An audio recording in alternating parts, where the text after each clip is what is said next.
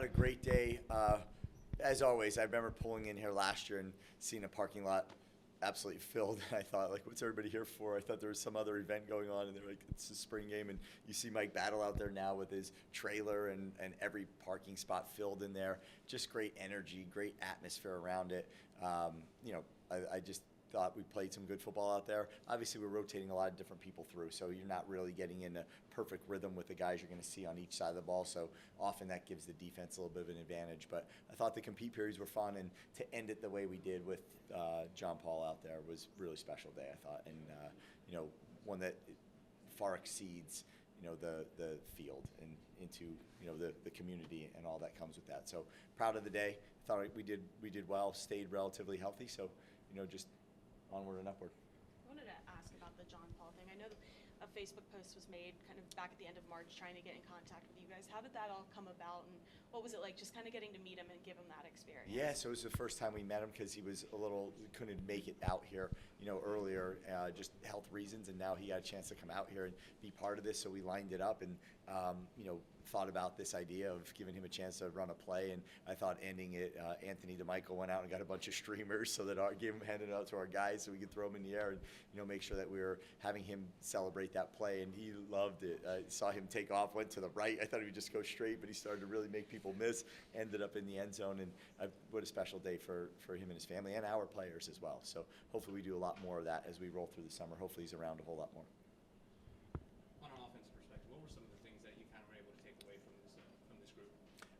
I thought that we did a good job of managing things at times. I think that it was just a little challenging when you're rotating so many different guys through. We didn't really play Mert a whole lot, really at all, out there, and then we're just rotating each guy through on the offensive line, and I thought we did a good job. There's certain situations you'd like to have back. There was offsides.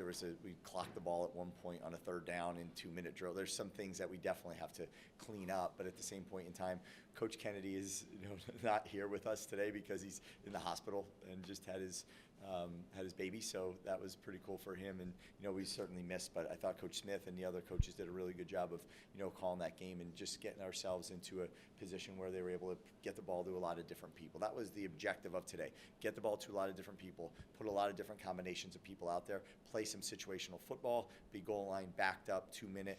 Those were all things that we were trying to accomplish, so I felt like we did that. Now, how well we did it, obviously there's a lot more that we got to continue to work on, but I thought we did a nice job.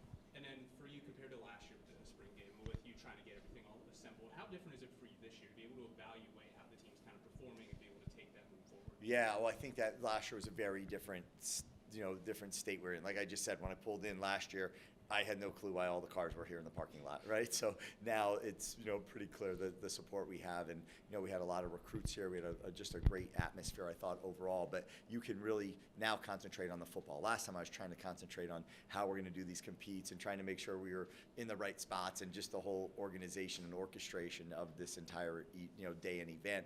And I thought today, everybody's a little bit more understanding of what we're looking for and what we're trying to do as a product here on this day of spring game, but we could focus a little bit more on the field, which was great, and understanding our rep count, getting different guys in there, making sure that we have enough film on a lot of different guys so they can carry that through the summer into the fall.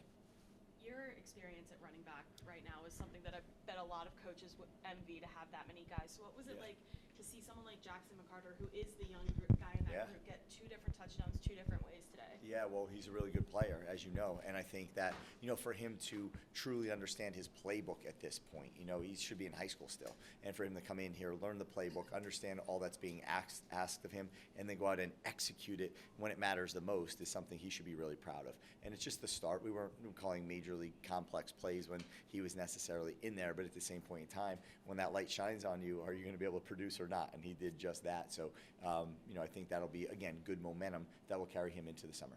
I know you don't necessarily want your quarterbacks taking hits, but on that first touchdown from McCarter, Camden Coleman put down a pretty good block. What's it like to see your quarterbacks willing to do that when it is a spring game and are in the black jerseys with the the no contact. Yeah, well, I think that it caught Hopper off guard for sure, but it did spring him. And I think I asked the referee as that happened, because it was a little bit of a crackback block, but his intention was clean. He just bodied him up a little bit, and then gave Jackson the corner to catch and be able to end up in the end zone. So it is important that our quarterbacks do that. Sluke ended up on the ground. I think Billy got hit once, and Cam wasn't afraid to throw it around a little bit. So that's all part of it. And Blake on the touchdown, little controversy because the quarterback carried the ball, on an inside run play down by the goal line, and he's not allowed to hit him. So the score, I think, will be will be argued for a long period of time here as far as how this actually ended. But at the same point in time, I thought it was really good. They're physical. They're big guys. They work really hard at getting their bodies right, and they're not just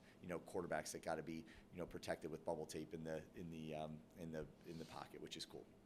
A couple weeks ago, you talked about the offense having to clean some pre-snap mistakes up that were happening during scrimmages. Yep. Where do you feel like you are with that now? What did you see from that? Well, team? there was one. There was two. There was one that we moved, but I guess the defense came across the line on the move call. So that was, I thought, on the offense. It ended up being on the defense. So that was one of them.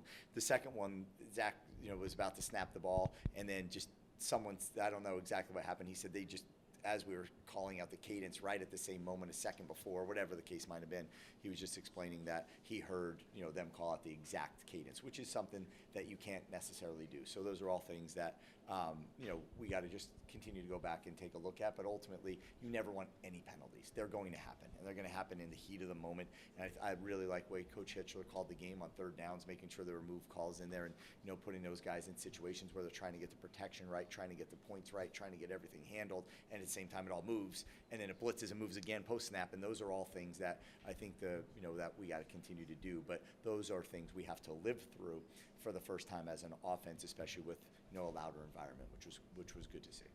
Having multiple kickers who can kind of hit from distance, how important have you found it to give Cristiano and Noe both the chance to go out and hit the same kick from the same distance? Yeah, I think it's very important, just because as they continue to compete, right? Cristiano did all of the kickoffs last year.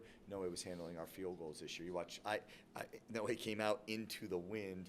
It was 51, and we had it at that point at 56, I think. I was like, hey, I'm going to move it up 5. He's like, yeah, move that up 5. And he would have made it, from 56 anyway. But I don't think he even knew that he would through the wind. So, and then Cristiano came out and did the same thing. So it's really good to have both of those guys. And then also it helps us alternate where we get to kick every day almost throughout the spring and preseason if one takes a day off and the other one goes, because you don't want them both kicking every day. So it gives us the opportunity to be able to do that. And that's really important for us to be able to, not miss out on special teams because a guy has a day off from kicking. So having two is certainly a luxury that everybody has two, but having two great ones like that is really good.